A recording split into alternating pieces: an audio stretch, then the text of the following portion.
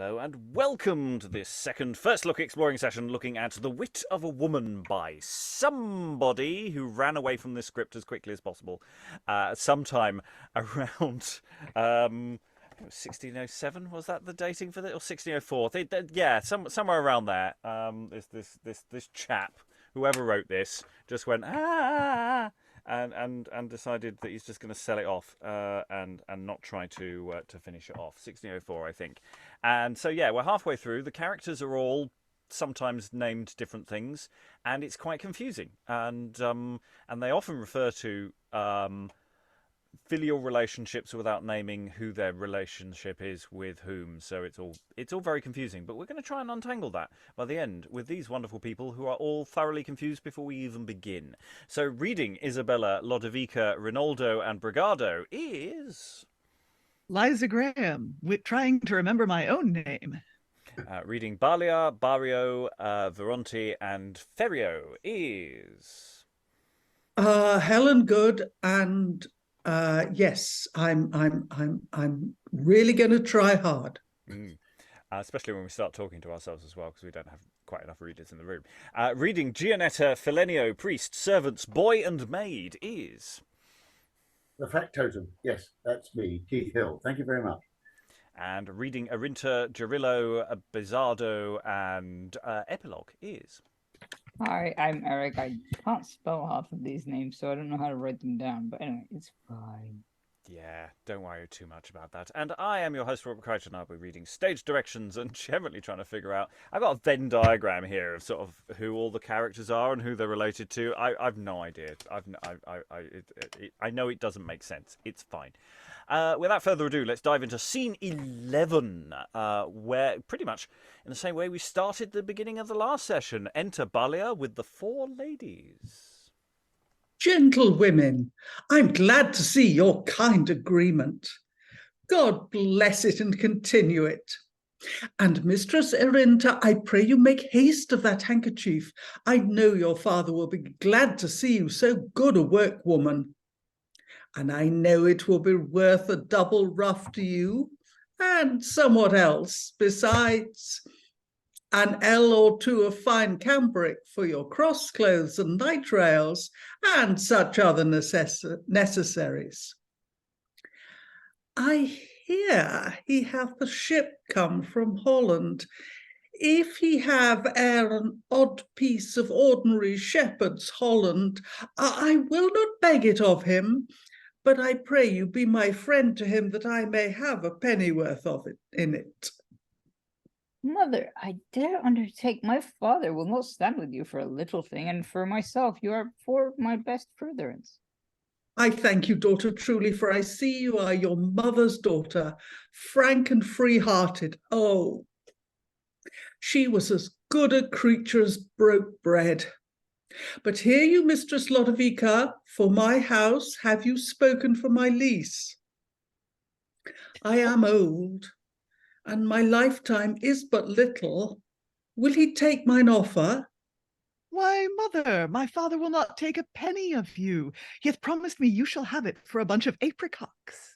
Oh, I thank you, good daughter. Marry, and he shall have the fairest that I can get for love or money, and I will deserve his goodness if it lie in my power. And I will pray for him day and night.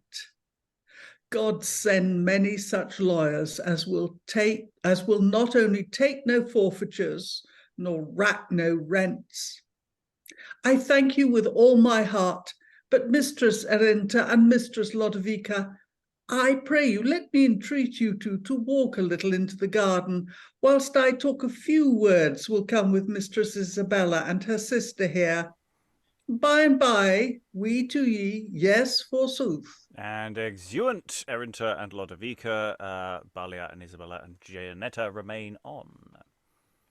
Now, Mistress Isabella, here you are for your sister, and you know I love you as dearly as you were mine own, and so I do in truth.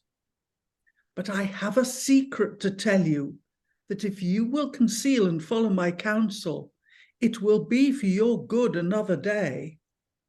Why, indeed, mother, I will. And I'll be her surety. Why then, let me tell you, youth is fickle and giddy-headed, and will sooner talk of love than mean it.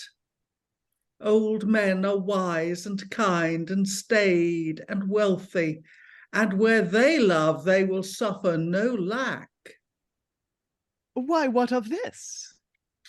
Is it not a neat, fine, comely strength, old man, that hath his head and his beard well combed, his ruffs well set, his doublet well buttoned, his points well trussed, his gloves and his napkin under his girdle, his hose well gartered, and his shoes black till they shine again, that cannot walk in the street without cap and courtesy almost of everyone that he meets, better than a swaggering gallant, with a hair like a water dog, his band half in his neck, foul and wrinkled like a dish-clout, his doublet unbuttoned, his hose ungartered, his points untrussed, and his boots for lack of shoes, and a pair of gloves perfumed with sweat, and afraid to walk the streets for the danger of whose suit and have at ye all that comes, and she have a kerchief, she is current metal.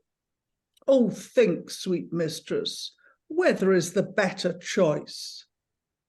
What means all this? I will tell you. There is a gentleman of some years, in plain terms, Master Bario, as fine a man of his age as liveth this day in this city, who be the other?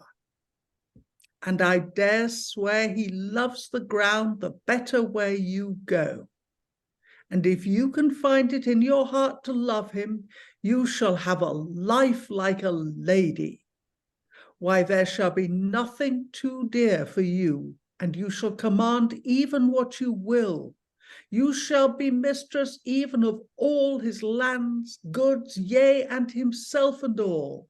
How say you, mistress? Yes, I think I could love him a little. But if I should cast my liking upon him, what would the world say? A young, fair, sweet wench marry such a grim?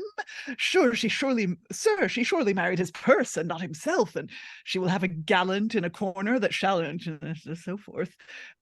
Why, he must be but a countenance, alas, his date is out, he may pray for them that may, and for her it is pity she should be put to such purgatory, and thus, with a good deal of like stuff, I should be held a good minion.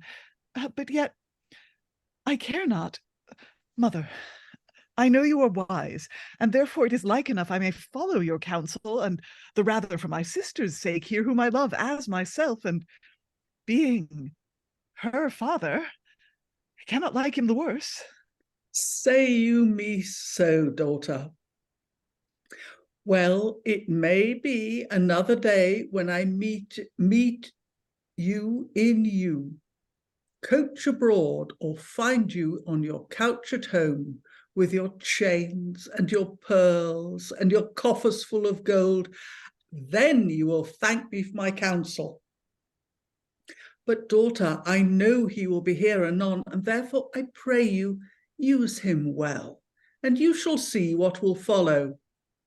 But I leave you here with your sister a while. Anon I will come to you again. In the meantime, I pray you, think on my speech. I pray you do so. Exit Balia. Is not this a pretty world? January and May make a match. Cannot be. The year will not suffer such unnatural conjunctions, but what sayest thou to it? I say as you say. I have no mind to be married to the cough, the rheum, the stone, the strangury, the gout, and the dropsy. I love not to be a nurse to suckle such a baby. Why, wench, I am as well cumbered with inconvenience. My sister Lodovica's father hath made her his spokesman to me, and here his wise worship will be by and by so perfumed with tobacco that my head will ache with the scent of it. But look where they be. Sisters, come on, let us sit down and make a short harvest of a little corn. Yes, unexpected entrance of the sisters there. Yep. Why? How now? What is the matter? Love saving your reverence, Saturn is in love with Virgo, but the planets will not agree to the match. Age is in love with youth, and nature admits no reason for the capitulation. But how feel yourselves in that vein? Trouble too, for Master Doctor would fain be a patient instead of a physician, and I must be the cure, but... And what say you, Lodovica? Why, the lawyer is become a lover, and hath forgotten all his cases, which stand of a love case, but I neither care for his tittles nor his tattles. But yet I give him fair words, because he's my father's friend.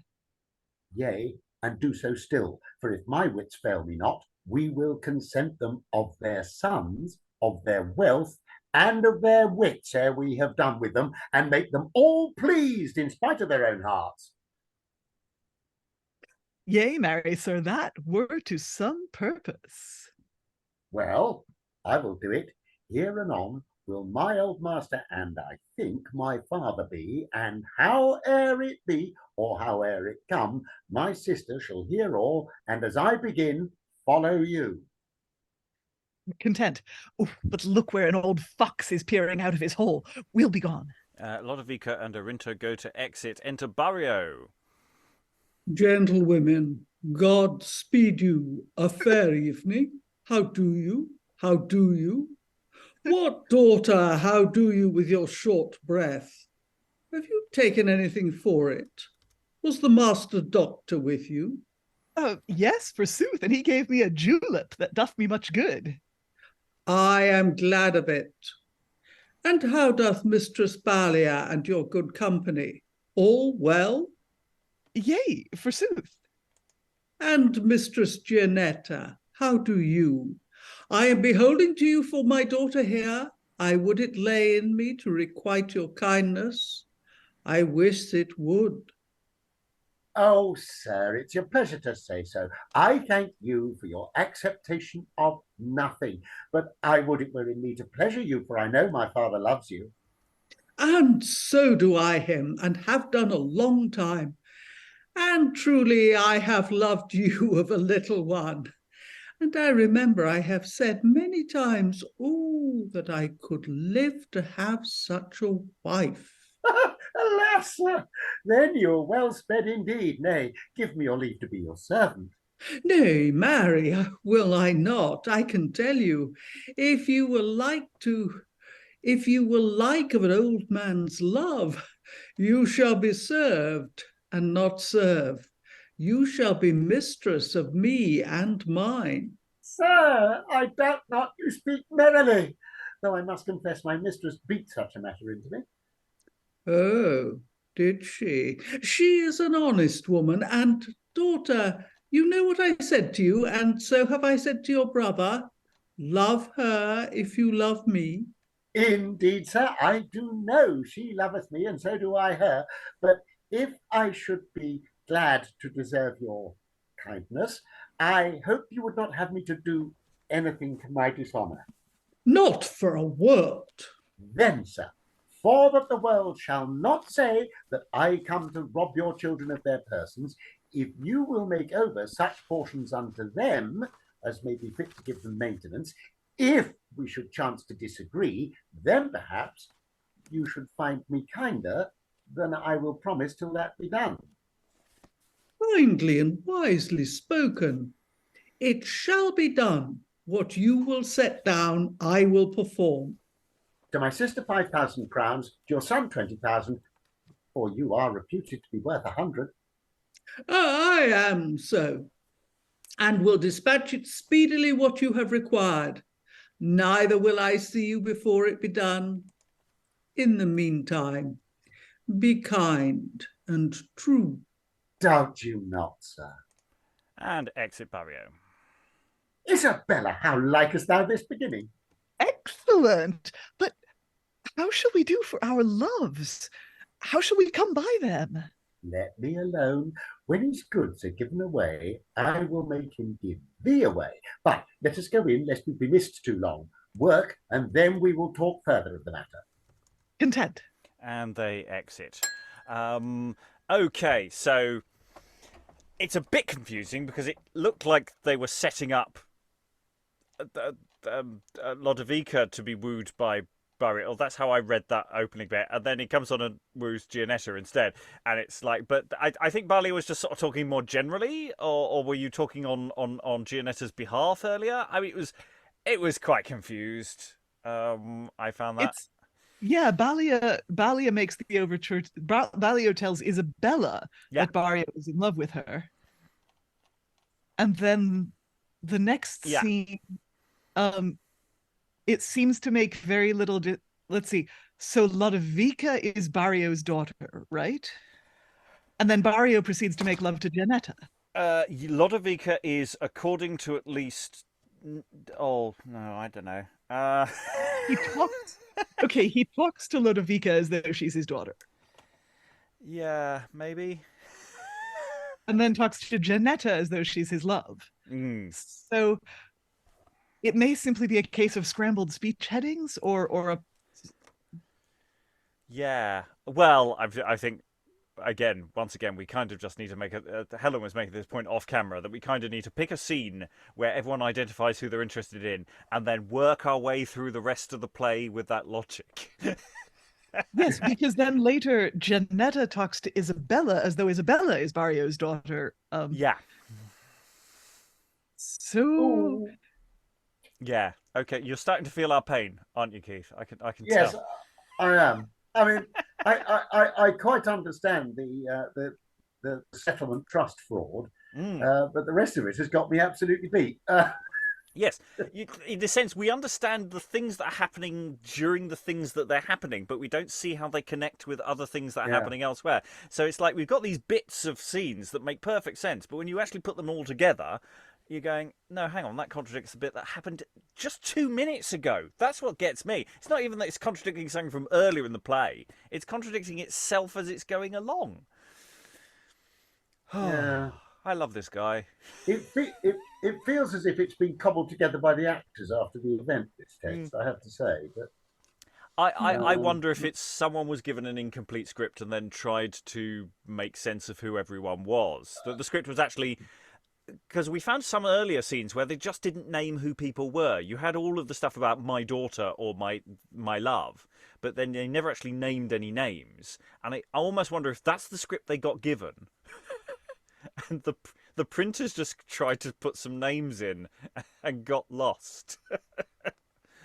Because well, somebody would have tried to set it for printing in prose, and they'll have had to produce speech headings from somewhere, copied out of probably a fairly fragmentary manuscript. Feels, so, anyway, our task at the end of this will be find a through line. Or decide a through line. We can't find a through line. There isn't one. Sorry, Helen. No, I was just rabbiting on more of the same. But the thing is about it that each scene independently is okay. It's just when you put them together that it's chaos. Well, yeah, but say it's not even full scenes. It's that thing that the scene itself contradicts itself. It's Sorry, I'm just making some textual interjections while I'm chatting to you. Keep them in the chat. It's excellent stuff. Very useful. There are minor errors as we're going along, but we are removing them as we go, which is nice. Okay, let's gather some more data. Like that helps. Scene 12. Enter the youths. Filenio, Veronte, Gerillo, and Rinaldo. Now, my masters, this gear works like wags. The wenches are our own. But how should we do for living to maintain our loves? Oh, take care of for nothing. Gianetta wrote me word today that if I would be honest, I should be rich. Oh, brother, she will make you believe that if you have her, you have enough. Hey, let me say for my sister, I know her to have a most perilous wit, and therefore if there be not some intent of good unto us, more than we are aware of, I will never trust my judgment. What canst thou imagine? I will tell you when I know further, for I love no conceits. Thus much I hold with him. Some good ale there is, I think. Oh, good heavens, yes. Some good ale there is a brewing. For as I hear by my sister's maid, who was with me this morning, she hath your father at her fingers' ends. Nay, that is true. And I'm afraid my father be as far in the fool with your sister. But if there be a plot, God prosper the good meanings. In the meantime, let us hope the best. The worst will help itself. Nay, for myself, I'm ready for all fortunes. I'll take no thought, hap what will. But look if the wenches come not abroad. Some knaveries in their heads, they're so merry. Well, let us try their patience, if we may be privy to their humours. Enter the ladies. Agreed. Oh, sorry. Fair ladies, fair fortune to your fair thoughts. Fine gentlemen, fine wits have fine words. You are as welcome as you can wish, but we must crave your present absence, for there is a plot laid for your good. If you hinder not the proceeding, only this to you, as on tomorrow in the evening, be ye all here in your best apparel. For ye shall come to such a marriage as I hope you shall never see again. Stand not upon questions, for such time is precious, and expectation must be satisfied. Get ye home to your parents and see what they will do for ye. God be with ye. We go. Exeunt youths, the ladies remain. Ah, sisters, what say you to this world? Shall we all study old chronicles, be bound prentices to age during life, and marry ourselves to silver heads and snowy beards, the cough, the rheum, the palsy, and the gout, besides a deaf ear, a bleary eye, and a jealous humour? In truth, methinks it goeth against the hair of a good wit, to give nature to better pleasure. Oh, why have we not bethought ourselves of a better course? Have we not laid down the way for our wills? There rests nothing now but the plot for the wedding. What sayest thou, Erinta? Marry, I cannot tell what to say, but what you will devise, I will agree unto. What sayest thou then, Lodovica? What is in your brains that you're so still? Marry, I will tell thee, my old wooer is so far in good will that I will command his wits, and do you as I will, and see what will fall out. Why, what wilt thou do? Marry, my sister shall confess that she is assured to her sweetheart, and that tomorrow the marriage is here to be solemnized, when, if he will for my sake bring a priest with him, and give thee as his daughter the next week, after I am his own, or else... Or else what? I live, and yet I will give him my faith and troth upon it. Nay, I like not that. Have you not given it already to my brother? Why, yes, and therefore I cannot give him that I have not. He must go to your brother for it if he will have it. Oh, unhappy wench, but look who comes yonder. It is your old stout heart. Away, sisters, let us two stay here to dispatch our business. And exeunt Gianetta, Isabella, Erinta, Lodovica remain. Enter Ferio, the old lawyer. Mistress Lodovica, all good fortune before you. I am glad to see my daughter and you such loving friends.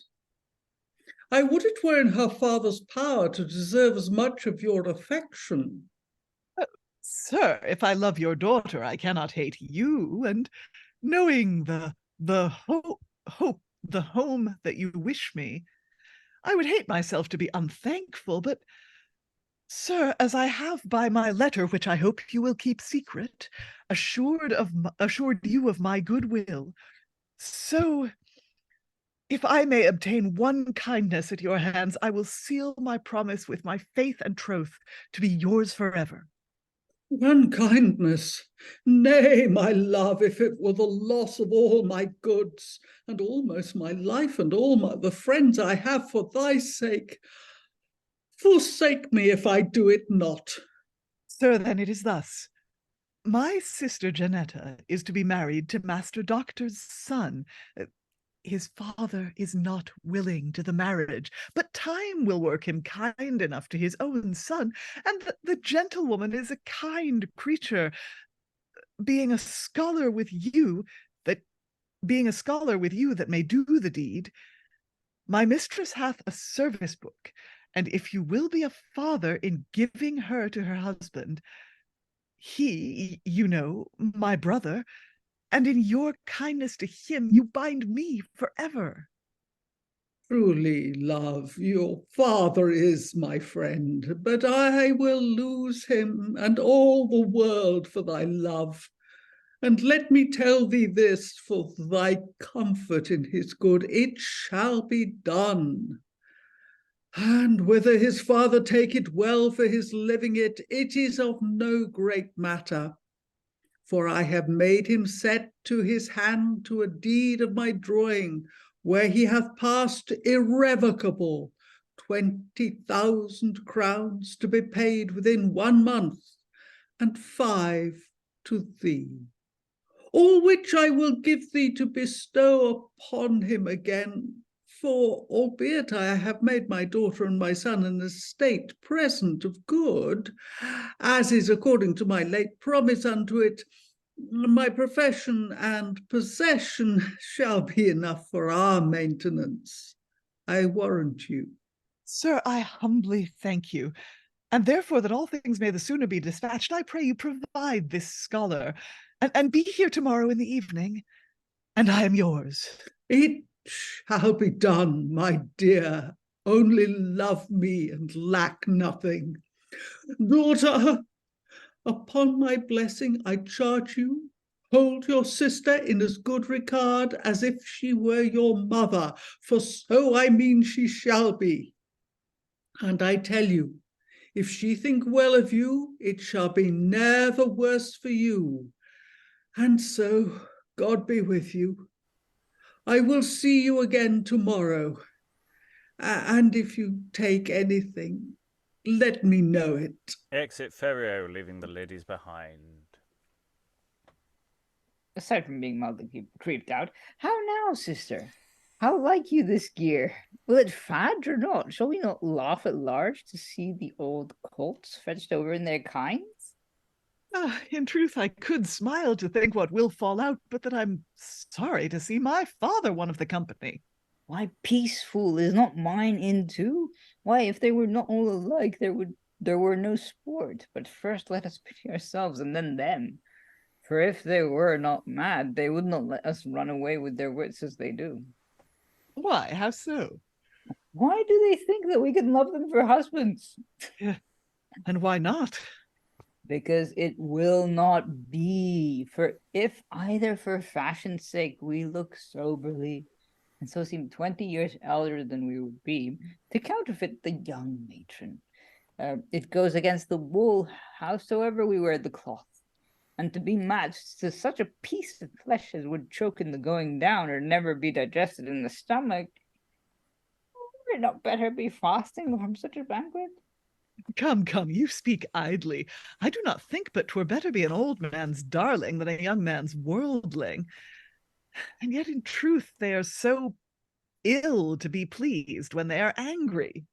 Go to, sister, to see a toothless chaps sit, mumbling the honey sop, a spectacle eye as red as a fox, run all the day on the room, a breath as sweet as garlic, belch after his aquavitae, a gouty leg with shrunk sinews, a stump foot wrapped up in a load of clouts, with a palsy hand and a almsy nose, sit at the table like the master beggar of a spittle, and then at night, before daylight, to leave good company with a watch flock, 2 trusses at nightcap, and 2 undercapes of a warning pan, after good heat, to be laid in his bed like a log of the Indies. Oh, were not this a fine comfort for a young wench? Fie.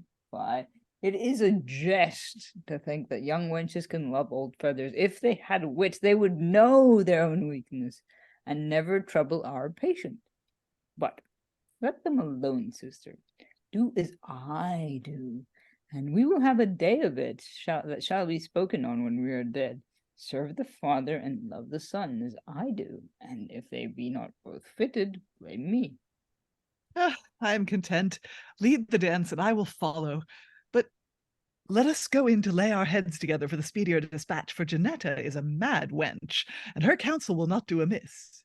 Content, but keep all from our old mistress. I warrant thee.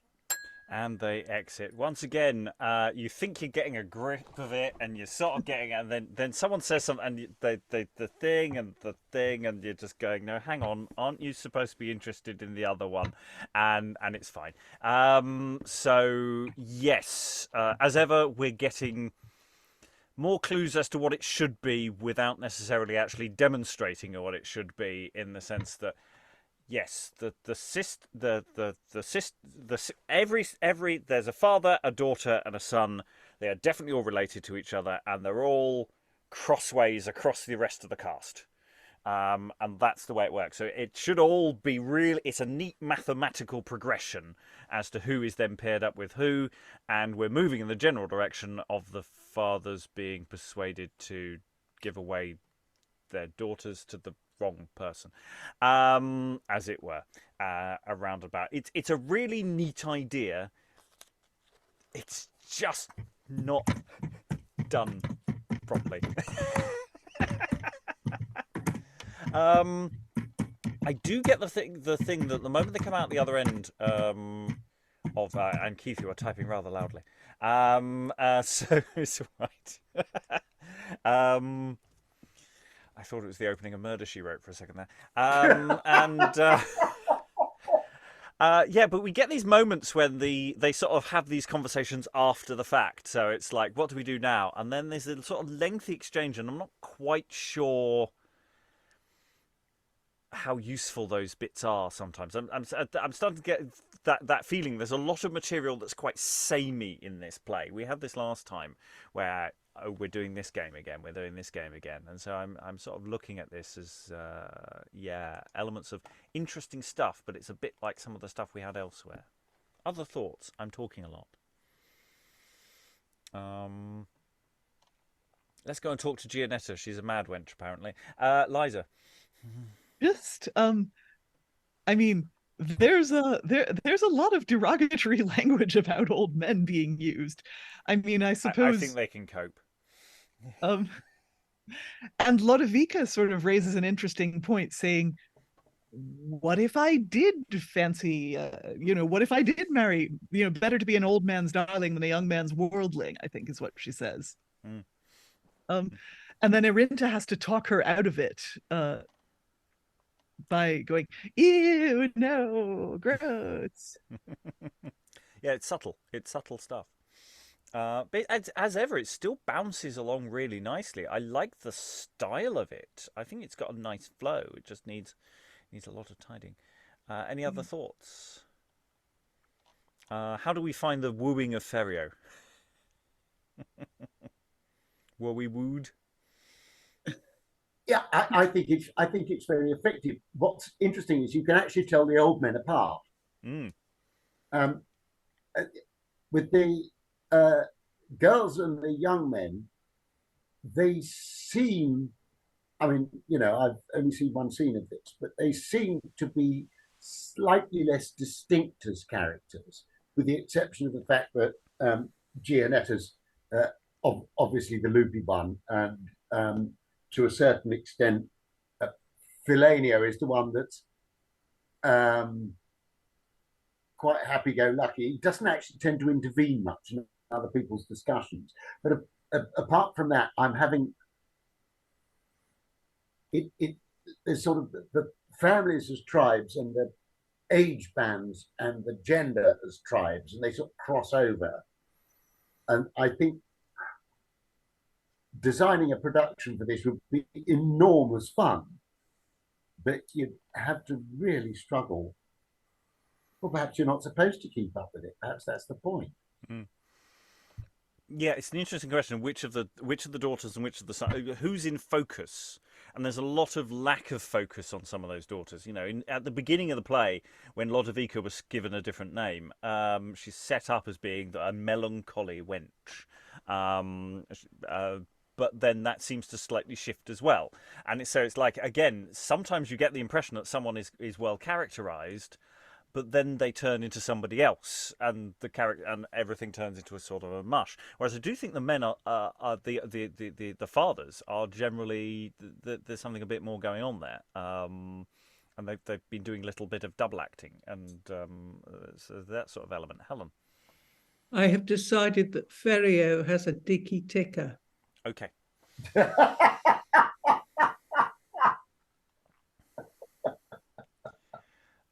I think we're moving into a low territory there. Eric. Yeah, I think it's interesting because like the sort of bit that Erinta, like I think the big what's it called?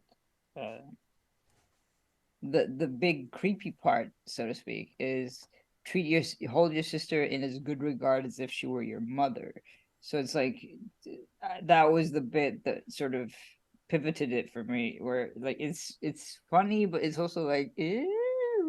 But I mean, like, it seems to suggest that there's quite a big like age difference, rather than, I mean, okay, obviously the younger women are going, ew, old men, and like, yeah, stuff, like coughs and drops in the room and all that stuff, and it's like, girls just want to have fun, basically. It's the whole plot of this thing.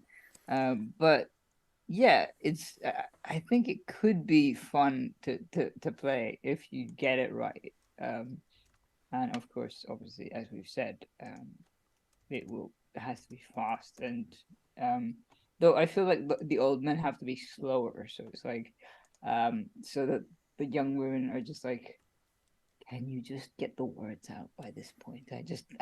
I need you to move on with the plot. Or even, yeah. It needs to give the impression of slowness without necessarily being tedious, Yeah, which is a skill. Okay, we need to move on. Scene 13. How did we get this far? Enter the four wags: Filenio, Rinaldo, Gerillo, and Veronte. My masters, now to the matter. What is to be done? Will our fathers be made such old men by the young wenches? What sayest thou, Gerillo? I say women have strange wits in these days, for if they be disposed to play the wags, it is not almost to be thought what they can bring to pass. How say you, brother? I say and know it that nature hath taught them more subtlety than our wits have understanding. I think, Veronte, you will say no less. If I should say what I have heard, I think the most happy that have last to do with them. Why so, brother? For that, as I have heard, they have eyes to blind men's tongues to enchant men, eyes to blind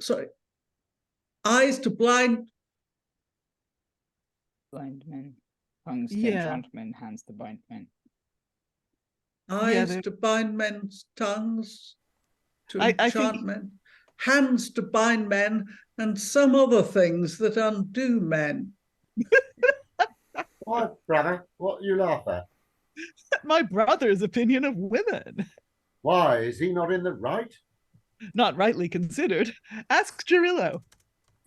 Indeed, I have heard that they are stars to look on, angels to hear, saints to love. Angels to hear, saints to love, goddesses to live with. The devil they be. What's that? A parenthesis? Better so than a full point. Well, shall I speak a truth? They are as they are used. Willful, that's the best. Covetous, that's indifferent. And provide, and that's the worst. Oh, but there's a help for that. As how? Why? Be as proud as she, as covetous as she, as willful as she. If she frowned, I would lower. If she would scrape, I would scratch. And if she would be gay, I would be as garish. For when she saw her humour once equalled, she'd be quickly out of it. Oh, but if she were unquiet and out of abundance of little wit, will batten with brawling and scolding, how then?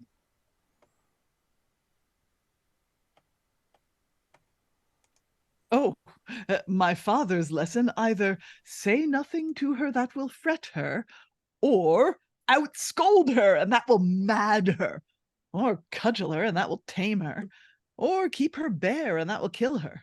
Oh, peace, man. Then she will either poison thee or cut thy throat, or do some other mischief unto thee, or make thy head like a cuckold's haven.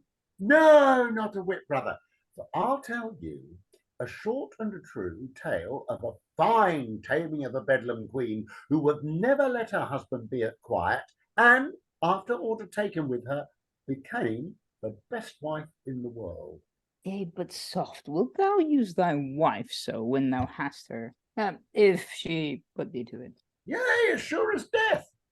Then come on, we will all to school to thee, and have thy lesson perfect by heart. I'll tell ye.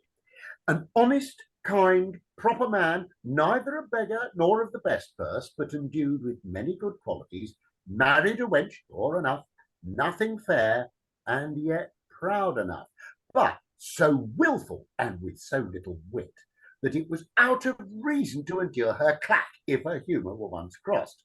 Marry, God bless me from such a one. She would scold till she slavered and look black in the face, swear like a ruffian and curse like a hellhound, frown and leer like a bear whelp, and fling, that was next her, at her husband, swear she loved him not, revile him out of order, and so grieve him with bitter words it had almost killed him ere he was aware.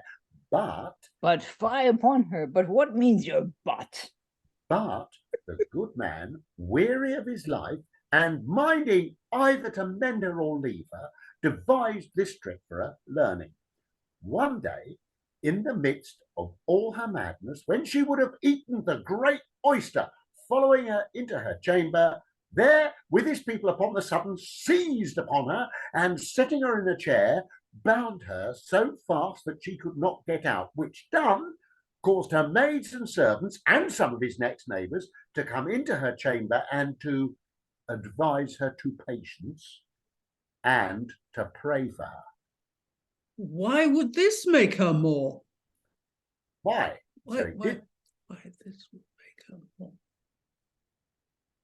Why, so it did a while, but then he caused the windows to be shut and the chamber to be kept dark, and with a little wax-like warm broth and a manchet to be set before her, with a cruse of small beer, and so fed her like a child.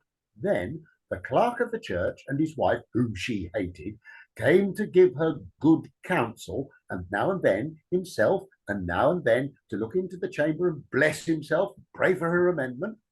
And did not all this kill her? No, it brought her into the best life in the world, for, seeing this resolution to put her to it, either mend or mad, she grew so mild that within a few months she was another woman.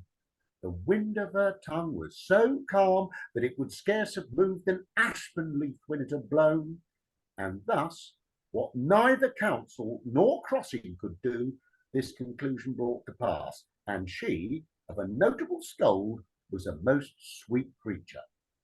A good work, but brother Filenio, doth not the hour draw on that we must be with our loves? Oh, yes, indeed doth it. And therefore let us use our wenches as we find cause, and if we be made as good fools as many are, say nothing as they do.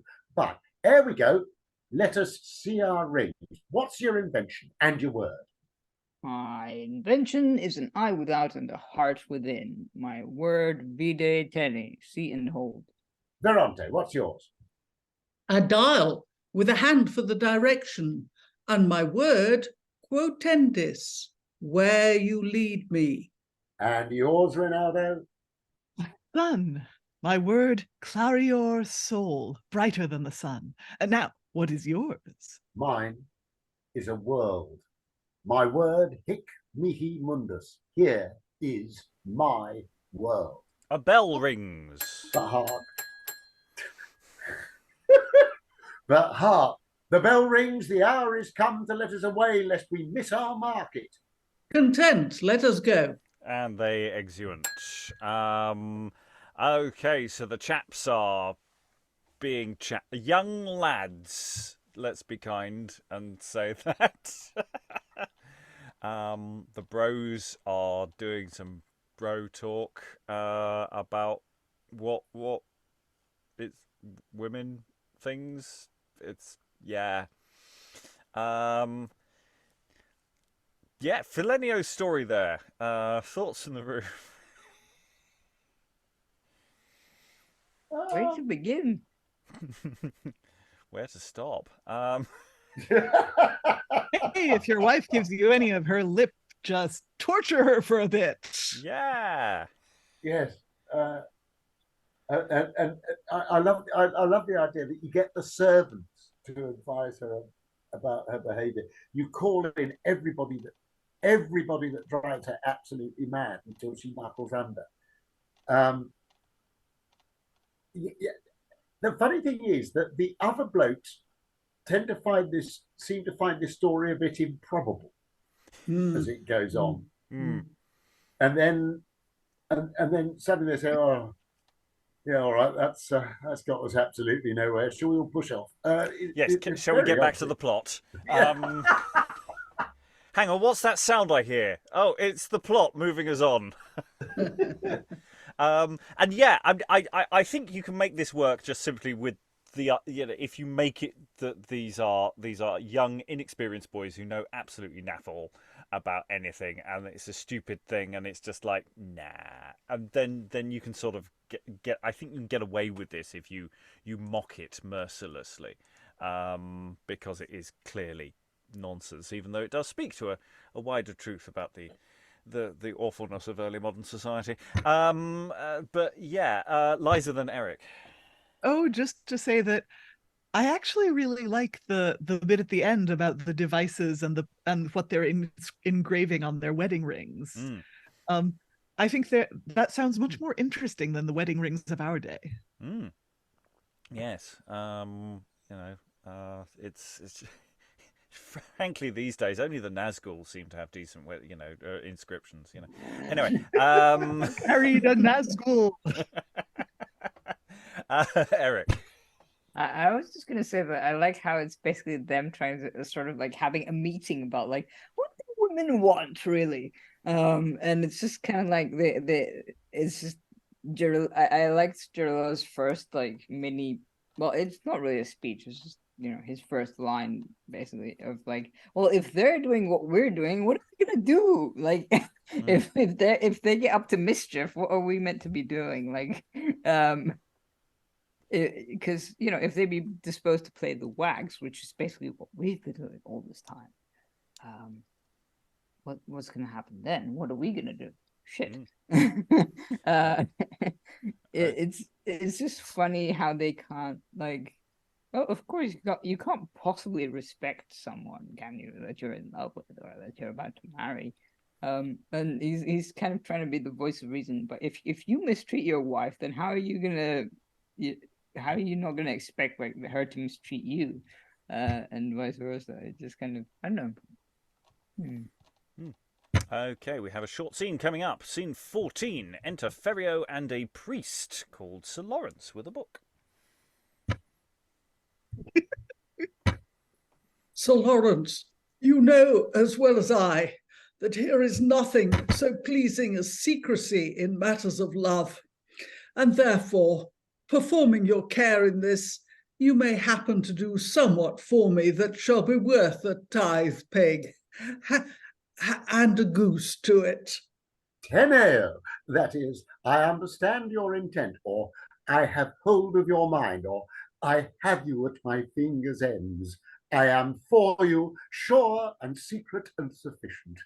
Then, sir, thus it is. You must join the hands of two loving hearts. My neighbour Bario's son and Master Doctor's daughter, to whom for some private reason I must be a father. Benedictum amicorum omnia commune. One friend will do for another. It's a maxim in civil government. I am willing and ready to do the endeavour of my function. I pray thee, leave thy Latin, and in plain mother tongue do what I will entreat thee to, and be sure of thy reward. Sir, a priest without Latin, may then turn him to the belfry and make him a sexton. But fear not anything in facultate mea. I mean that it is in me, and, sir, for the walls have ears, and winds whistle dangerously these days. I pray you, let us be going about our business where none may hear us. But necessary, that is the lovers and their likers. You say well, Sir Lawrence. I know we are expected. And exit. You know, the price of a wedding these days, a tithe pig and a goose. Oh, so that was a fun little scene. I liked that very much. Lots of little period details bouncing about, but which still flow nicely today. And if people don't fully get some of the references, it's fine. It's still fun. I don't care. So yes, I enjoyed that enormously. Any thoughts on any of that? Before we move on, Eric. I just like how it's like, enough of your Latin. I can't understand. I'm up to my like I'm too busy or something and to get to the point.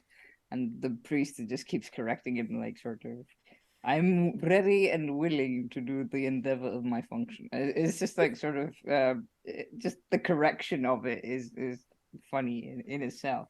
A priest without Latin, marry then and turn him to the belfry. It's like, might as well not teach me Latin, kind of thing. It's like, what have I been doing learning Latin all these years? Yes, what's the point of an education? I might as well just be a sexton. Lots of other very good reasons for that series of references. I do quite like the Ferio's bit when he's just sort of trying to explain, for private reasons I must be a father. It's like the priest doesn't care. He's getting a pig and a goose. Yes, I think he offers the pig, and then there's a pause, and then he adds the goose. Yeah. Negotiation tactics. I like to think that this is probably something from like the 100 Merry Tales. Like, it reminds me of that kind of style. Yeah, well, I was thinking actually more Hayward's Proverbs. That, you know, we've sort of had a few little references in there that speak to that kind of thing. It's sort of talking to that sort of mid-Tudor sort of back and forth, and yes, we got a sort of merry priest here, and full of cliches. So yes. Okay, let's move on. That was a nice little scene. Moves the plot forward with some character work that was enjoyable. Scene 15. Enter Bragardo and Bizardo. Bizardo, is my beard grown to this proportion? Yay, sir! If it were your natural, I mean, your own, for it is like your hostess' face. What? How is that? Wears she not her own face? No, sir, her own is naturally foul, and her borrowed face is artificially fair. Why then, hath she two faces? Yea, she hath two, for she hath three. Why how, I pray thee? She hath first a foul, she hath first a foul, ill-favored face, then a favored, and then lost a black face called a mask, which I hold her best face. For till that be off, there is some hope of her face to be in some good form. But when that is off, oh, her long nose, her yellow eyes, her great lips, and her horse jaws, besides her worldwide mouth, make such a face as bless me from such a face. Go to, Sarah, leave your railing. She's an honest wench and my friend, but what sayest thou of my hair? Is it spied? No more than the nose on your face. A periwig, a pox on it. I curse too late. But for the pox, it had never been used, for I have heard that in old time bald men were had but in great reverence, and now so many young fellows take them up that they are with. I insert reverence. Hang, rascal, thou art set upon villainy. But now, What sayest thou to my perfumed gloves? They are but rubbed over with lavender, or else maybe they smell of the paper that I brought the pepper in that you had for your unula. Peace, slave, and give me a pipe of tobacco. You had need, sir, for the garlic you eat to bedward, for your cold is so strong that you need have somewhat else to kill it. Well, sir, but hear ye me, I hope you will stick to me to be revenged on these gallants that have misused me. Aye, sir, marry, God forbid, you are good enough for 15 of them, and besides the law will perhaps light heavy on me for breaking the peace, while you perhaps may wear out after a while well enough. Thou sayest well and wisely, but yet thou wilt stand by for a witness how I am used, and take thine oath upon the quarrel. Yes, sir, that I will, and talk them too. Then come on, then. Let us to Mistress Balia's and board the wenches before their faces that dare cross us. And if we meet with any of our cheaters, I'll teach them a cheating trick, as long as this cudgel will hold. But what is here to do? Wine and cakes, and rosemaries and nosegays. What, a wedding? Enter servants with nosegays, cakes, and wine. Yea, sir, a wedding, sure, but will you go no further? Yea, marry, will I, but I will know first what they be and whence they come. Sirrah, you with the pot in the bush, what are you? Whence come you and whither go you? Sir, snuff with your huff, no offence to your rough. If you long for the cuff, I'm for you. My bush and my pot cares not a groat for such a long coat. Farewell, senior snot. Exit servant number 1. What a rascal is this? What are you, Sirrah, with the cakes? I am as you see, sir. What say you to me, sir? If my cakes do offend you, don't bother and mend you. What? Are the knaves mad? Ooh, but perhaps it's you and I have been somewhat merry in the head with the juice of grape. But who comes yonder? Enter Mistress Balia. Good Lord, sir, are you here? In truth, my folks told me there was a gallant gentleman at the door. I pray you, come in. You shall be my guest. I tell you, you shall find good company, and you shall be heartily welcome. I thank you heartily. I will wait upon you. Sirrah, give the gentlewoman a leash of angels to buy a sugar loaf, and go you to the sun and fetch me a gallon of hippocras. I will, sir. Come, sir, indeed you are at too much cost. I know not how to make you amends, but I will not be unthankful. Will it please you lead the way? I thank you. Exeunt Bragardo and Balia. And question mark whether this is a separate scene or not. In fact, I'm going to pause there, just saying that's possibly the end of that scene. Oh, no, Bizardo's still on. No, Bizardo enters. Where did Bizardo go? Yes, he went to the tavern to get some spiced wine. No. Ah, right. So is that the And he boy? comes Is in- the boy the The boy is the vintner's boy. He bought the wine from So after the boy, I will, sir, there's an exit. Is that what's going on there? I think so. Yeah, because Bizardo hasn't got an exit, so I'm just wondering. So they must be there. So, okay. Yes. Sorry, I'm just doing running repairs as I'm going. So it's not. It is a continuing scene. I apologise. Enter Bizardo again with the vintner's boy, Gero, half drunk and with the wine. Boy, is it right? Right? Blood, I want you to go right to the house, a poxy you're writing. Boy, it tastes of the cask. Cask? In faith, you have a cask, a rope of such a cask. Come, will you go along? Boy, the pot runs. Come, your wit runs and your tongue runs, and would your feet would either run or go and leave this reeling running. Boy, it tastes too much of the spice and the pepper. Well, a vengeance pepper such brains as cannot bear one draught of hippocras. Boy, let me see the pot. Come, will you walk? You have pot enough. But look, who's this? Enter Bragardo without hair or beard. What? Why, how now, slave? What a case art thou in? Such a case as you are, I hope. What have you been in a bird's nest? Why, how skipped your eyes? Oh, Bizardo, Mistress Balia hath betrayed me. There was a wedding, and the dogs that the other day misused me were there, and fell upon me, and used me as you see, and but that I bestirred me with my curtal axe, I had never come away alive, but I will be revenged on this house. Enter Maid with a broom.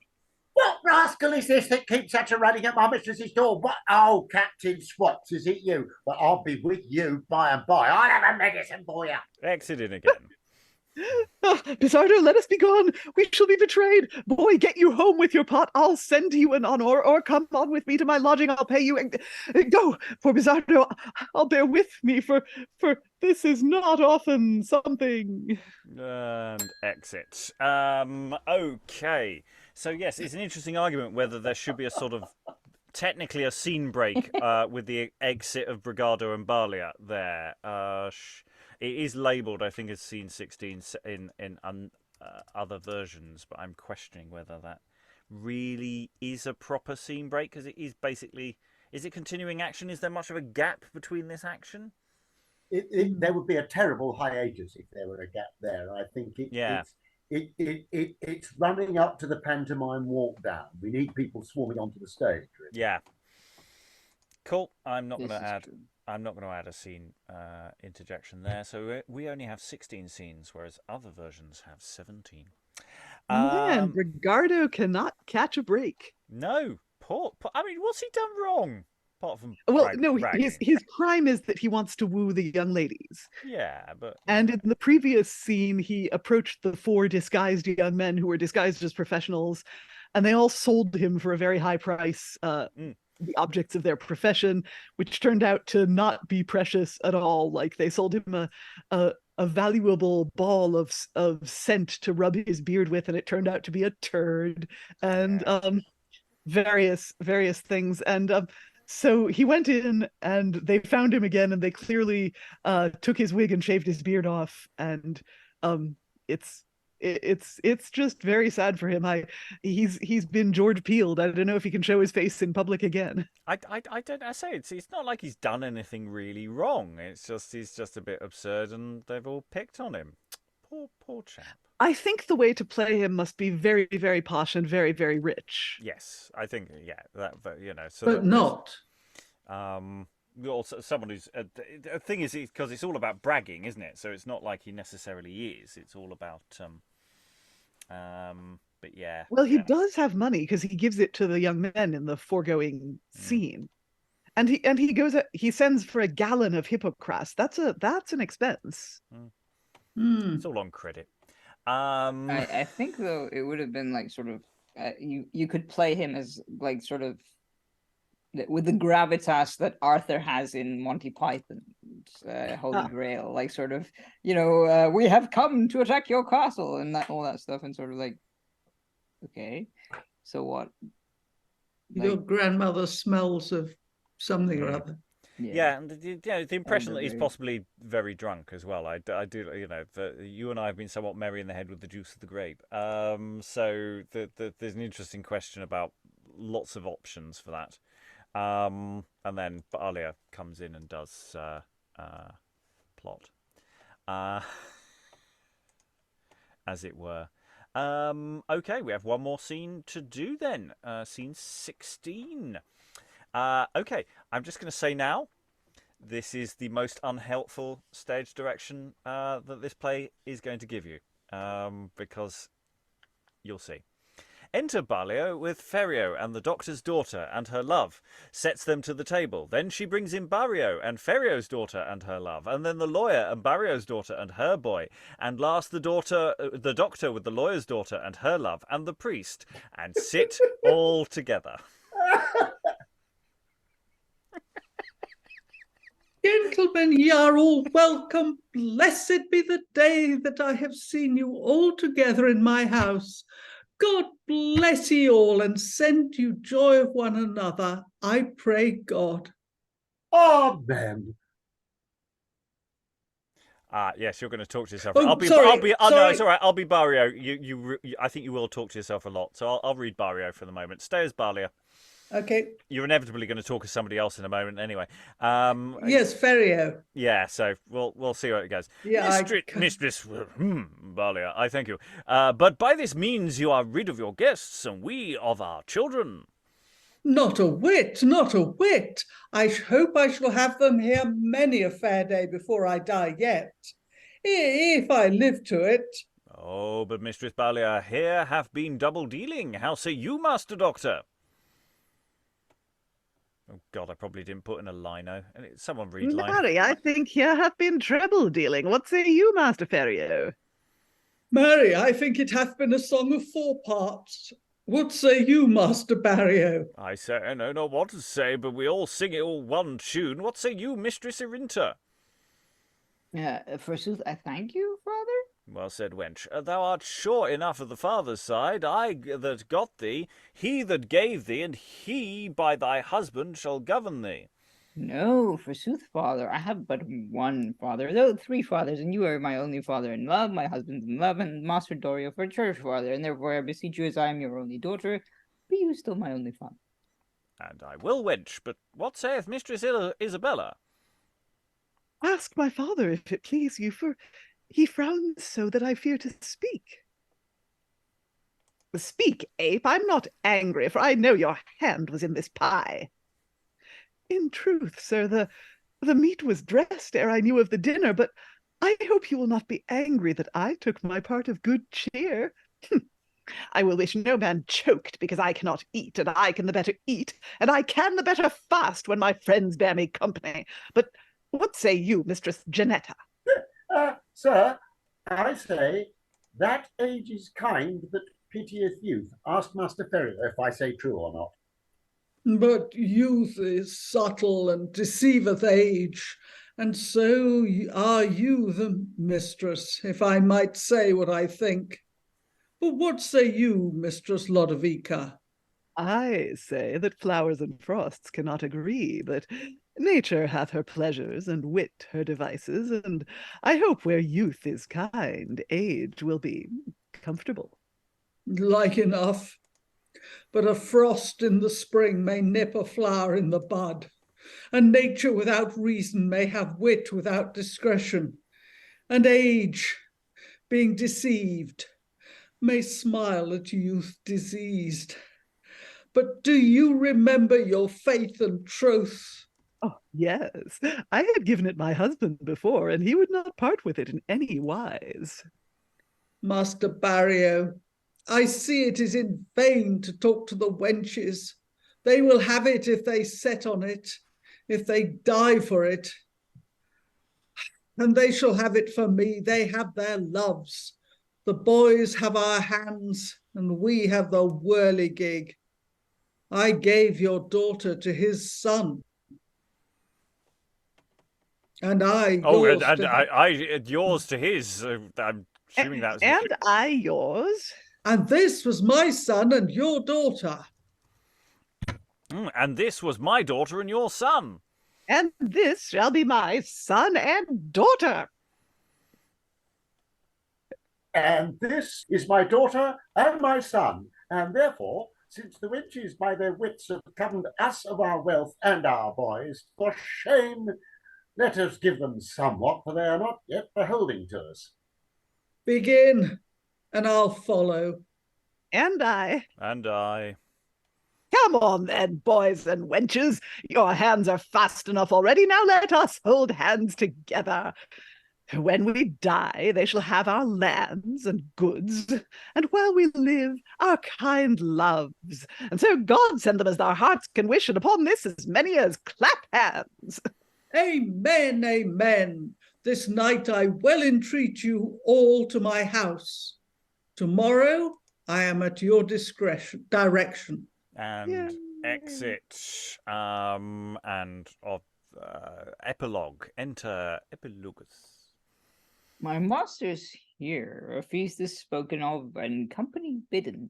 But I tell you, their houses are so far hence, and their meat scarce, yet far from the market, so that I assure you, I do surely doubt that either your stomachs will be gone ere the meat be ready, or else there will be so many that there will not be enough for the third part that will be there. And therefore, to avoid all inconveniences, I would wish you all that either have any meat at home or are bidden to your better friends not to leave your supper in earnest for a banquet in jest. And yet, if this that you have heard have anything pleased the taste of your kind, understanding that with a token of contentment, you will give it applauded to our conceit. And exit. Oh, I do like that. That's a very nice neoclassical comedy ending there. Of we've just said everybody's gone off for a feast. Don't expect there to be a feast. There is no feast. If you wait for a feast, you are going to go very hungry. Fuck off. Banquet in jest. No, I like that nicely. Okay. In theory, that scene should have really tidied up whose everybody relationship to everybody else was. And it might be in there somewhere, and it might be the best way is to make decisions about this final scene and then work backwards. Because it did feel like that almost made sense. I think the scene to look at is in the half we didn't do tonight, the first half. There's a big scene 10. The square wooing scene. Yeah. And look at who's talking to who in that scene, and then make that. Yes, but it doesn't tidy up who the fathers are. I think here there might be better clues as to who the fathers of people might be. I think there are probably two scenes that do actually make sense, and if they make sense together, then we use them as our core starting point and then just sort of branch outwards, and then we just rename characters. Now, here's a question. Do we try and bulk up all of the parts to make them all work, or do we focus on, say, 2 of the sisters and 2 of the brothers and let the other 2 just go fallow a bit?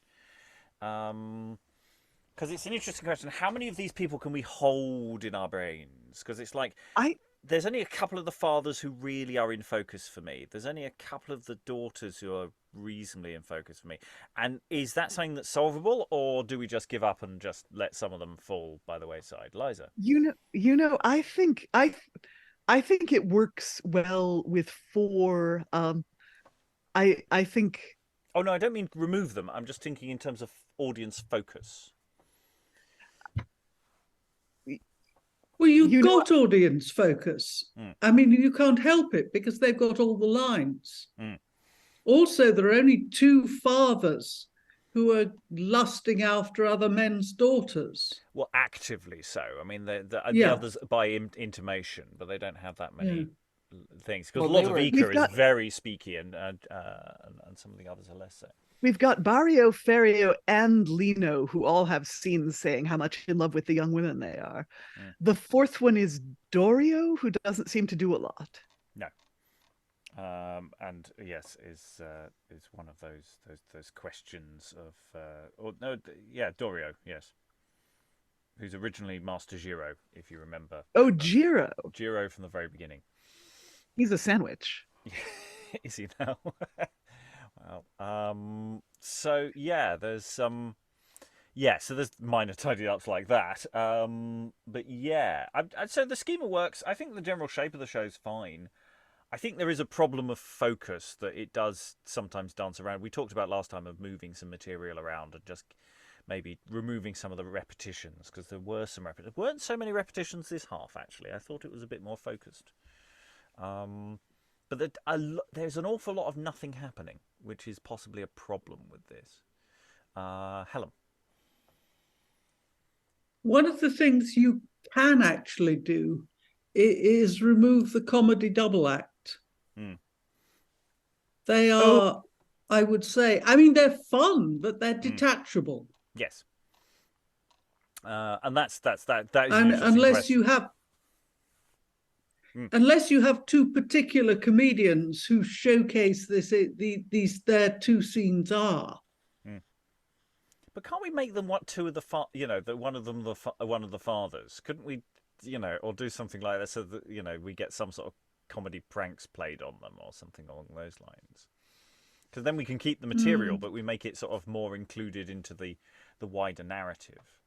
Well, yeah, Giro/Dorio doesn't have a lot to do. I mean, some conflation could happen. Bizardo, the servant, would have to, I think, is whole cloth. But yeah, I wonder if there are some other servants. I mean, we had some lovely servants. I mean, Keith did all the servants. Well done, Keith, yeah, on all the servants. Excellent. All the servants and the maid. And the boy. Yeah. You know, it was, yeah. And so there was a lot of fun, you know, to be had with that. Eric. Yeah, I think basically sort of Bragardo and Bizardo are Juana Bango and Booby, who migrated from, like, you know, the old woman's Wives' Tale. Or you know, all that fantasy stuff. They just migrated into.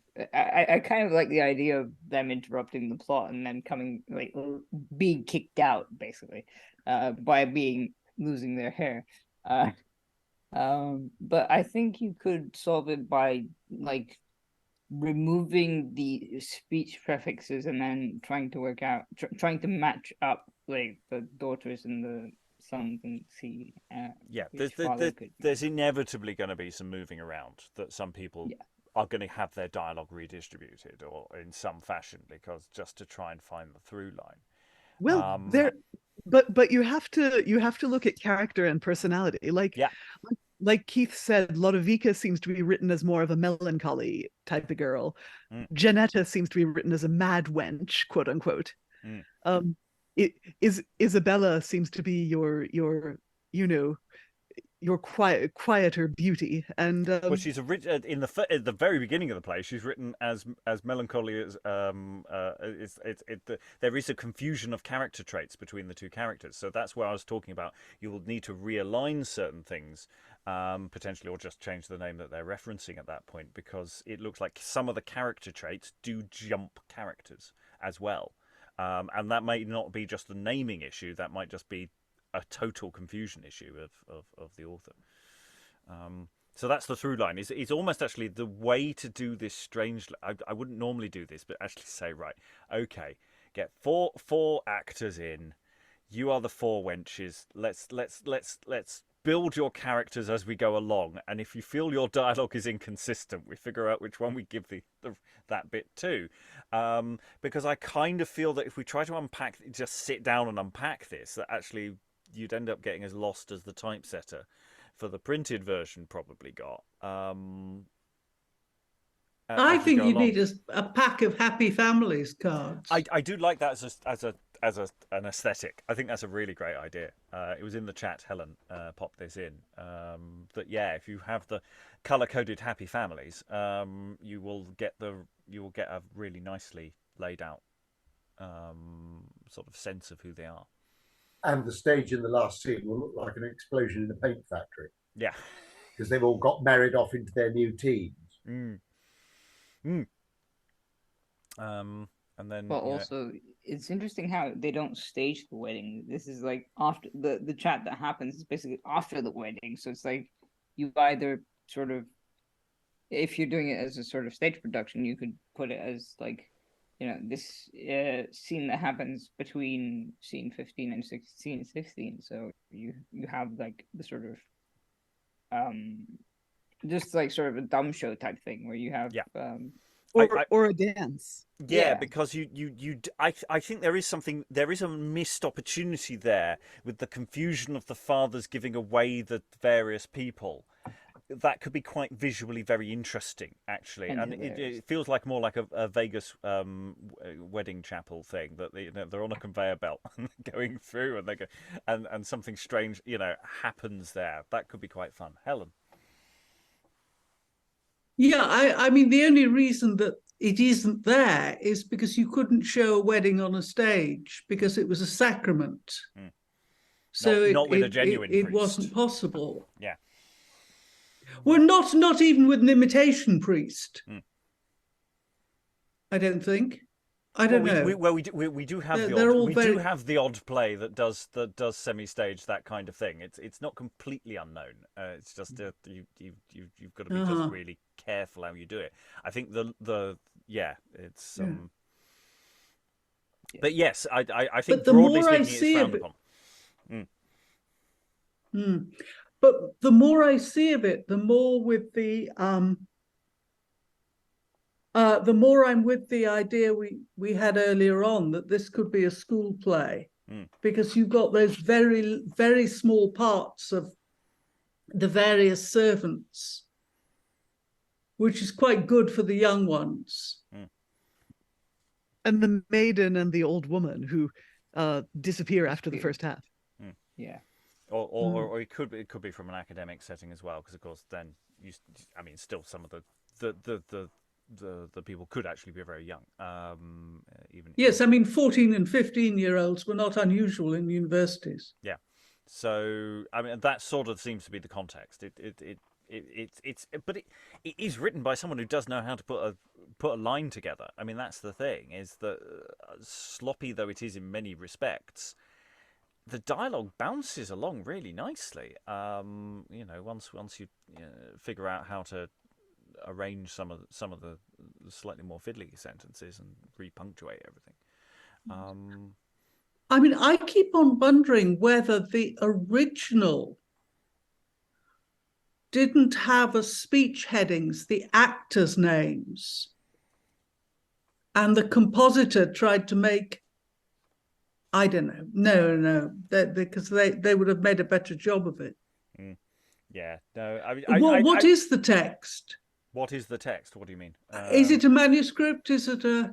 It is printed. It was printed by Edward Aldie for Edward White in 1604.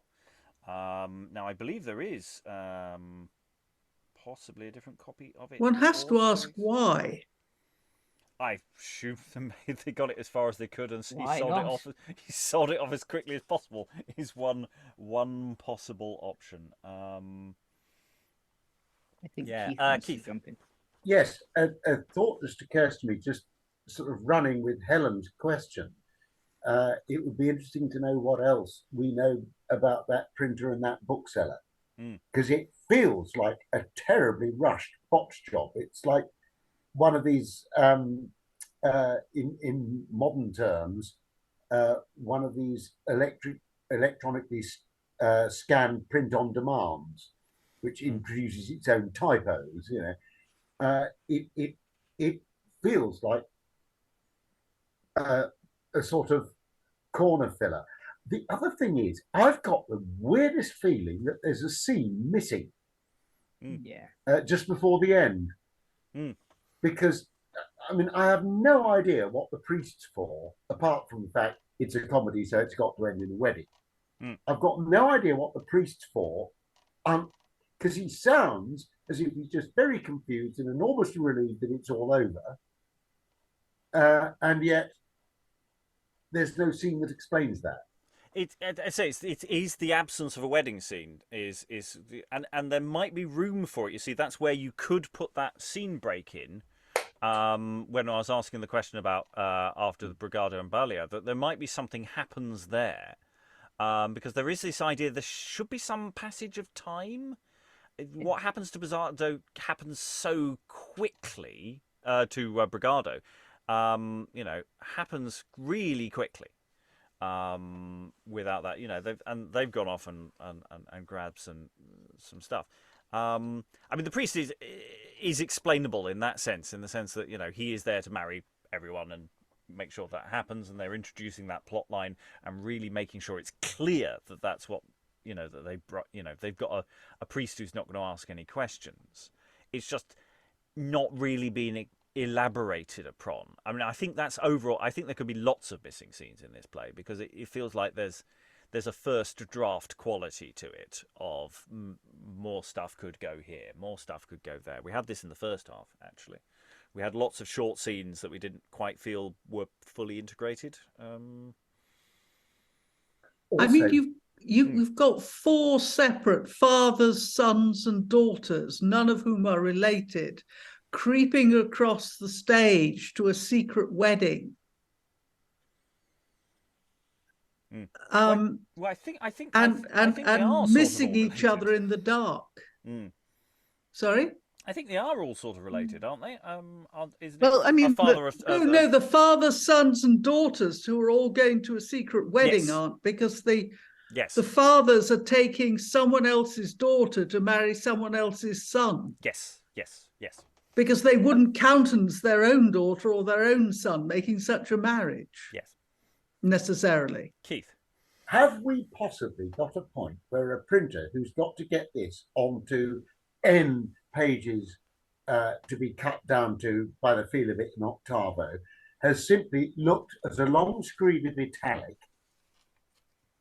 a pageant or a tableau of the weddings and gone, oh, bugger that, it won't fit the page.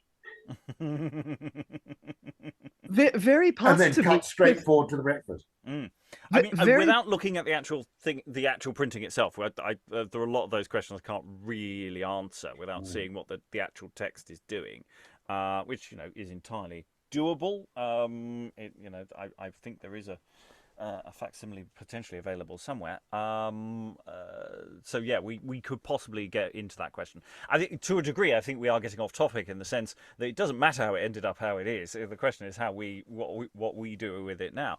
But it is a fun sort of parlor game to make that question about how did it end up in this state. So we go into final thoughts. If you had other thoughts you wanted to say, you can throw them into final thoughts.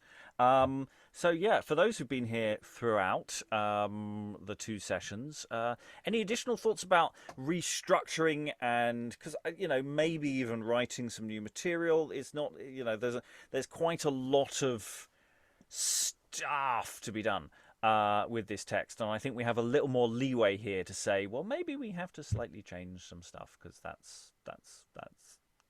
might be necessary. I definitely think it'll probably end up being shorter, but it moves quite quickly. It's not an excessively long play already, but my feeling is starting to move towards 75 minutes without an interval rather than 90 plus with interval. That's sort of where my feeling for it is, but I don't know. Helen, any final thoughts? Yes, I think the first thing to do is to sort out the happy families. Because I think until you've sorted out the happy families, you really can't do much else. And color coding or whatever is the way to go. It's just a tedious job, but it's got to be done. And I mean, the idea of getting some actors in to read the lines and say, no, that's definitely not me, is possibly not a bad one. The girls are far more confused than the boys, I think. Yeah. The other idea that you had about having the first clown sequence earlier in the play to establish the boys' character before they started wooing is, I think, sound. But I think you've got to bring the clowns back. Thinking about it, you've got to bring the clowns back in the second half. Well, in that sense, it's that sense of that scene with Bragardo and Bizardo is almost that second half of that scene, which, I say, in some versions are split as a separate scene. That could almost be a return or something that intersects with the final wedding scene. I feel like they could burst on going, look what these bastards did to me a minute or two ago, and everyone says, oh, it's all fine, that kind of moment, rather than that slightly rushed, they've gone off, they come straight back on again. There's a little bit of exposition that they're doing there, but so you've got a lot of cross fathers stomping across the set, chuntering to themselves. I'd like to make that ending in a sense more confusing than less. In terms Wouldn't be difficult. Not in terms of what's going on, but in terms of just business. I think you can make it busier. Keith, you've only been here for this session, so you have slightly less opportunity to know how to what to do with this. But any final thoughts? It needs to be as bright and primary coloured and pantomimey as it can be, I think. And I think there is quite a lot of fun to be had. It feels as if it will flourish better in the context of other pieces written about the same time. I'm amazed at the 1604 date. It feels more primitive than that. But that's I can't think of anything else that particularly lucid that occurs at the moment. It's sort of on a par with some of the other around about now sort of academic university plays that we've done. It feels much more leaning on the classical tradition. It's leaning on Plautus and et al. A lot more than I think some others are doing. That ending, that very final speech. I don't know which play it is, but there's several plays where the servant does that you're invited to a feast and then they come on and say the feast isn't actually real. Go away. And so that feels cribbed almost. So in that sense, it feels like there's something like an exercise about this. Try to play with this schema that it almost feels like that. So it's not unknown. It just depends on the context of who's writing it and for what audience, I think, is where the tone of it comes from. But again, I could be slightly wrong. Eric, any final thoughts? Well, I think you could. It depends how you want to do it. If you put the writing first or the actors first, sort of just have people sit down with it in a room and like mess around and see what happens. But I do agree with you that the final scene has to be more confusing than less, sort of like. But I think it achieves it sort of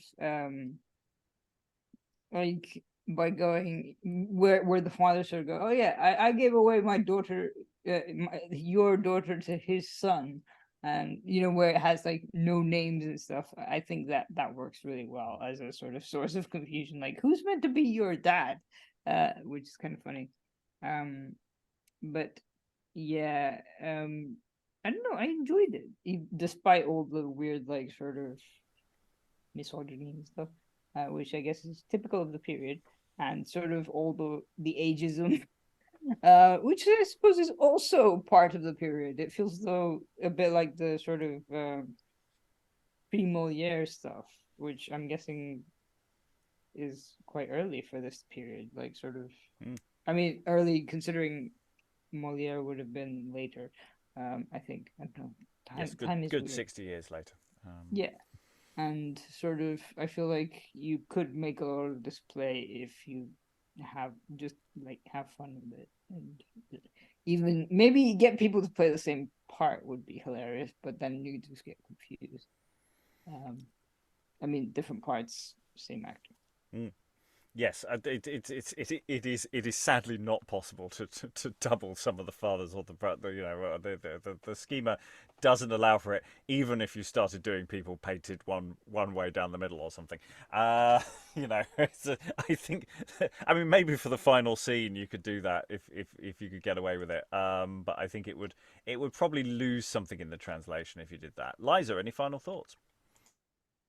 Well, I mean, as others have said, I think even with all the confusion, there's a good play in here, or at least an entertaining play, a play that bounces along. I thought initially I thought of something sort of, I thought that these are sort of Decameron names, and it has a sort of Decameron feel, even down to them telling each other stories occasionally. Either the characters in the framing device of the Decameron or as a Decameron story. It's it's what I guess I would do first if I were handed this play, which as a text person and dramaturg of early modernism, it's not improbable that if anyone were handed this play, it might be either me or someone like me. I guess what I do is go through it and make the relations and relationships consistent, and then read it uncut and see what felt cuttable. And, if it were handed to me to stage, I would then look at what scenes do we feel are missing, and can they be physicalized? Can they be danced? Can they be done with, music, sock puppets, Who knows? It does feel like this is a show that could do with some songs. Actually, And some sock puppets. yeah, and I'll reserve judgment on the sock puppets, but but having music and songs and it's certainly a sort of we talked about how it parts of it felt like an 80s rom-com, or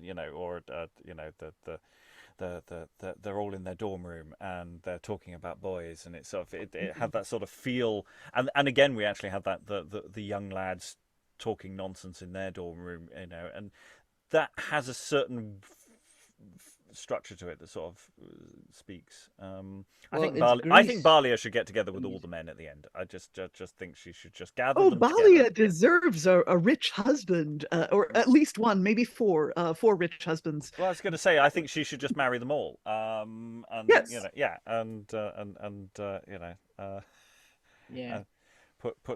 practically a polycool already.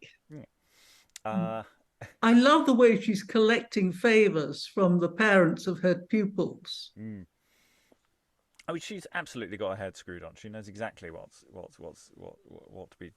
the world is. I mean, okay, she doesn't. I don't think she knows what her charges are up to, but I don't think she's under any illusion that they're really doing what she tells them to. Go and do your work. Close his door behind her. Sigh. Move on. Because that opening scene, I really loved that opening scene. That was such a lovely little thing. Anyway, gonna have to close this session.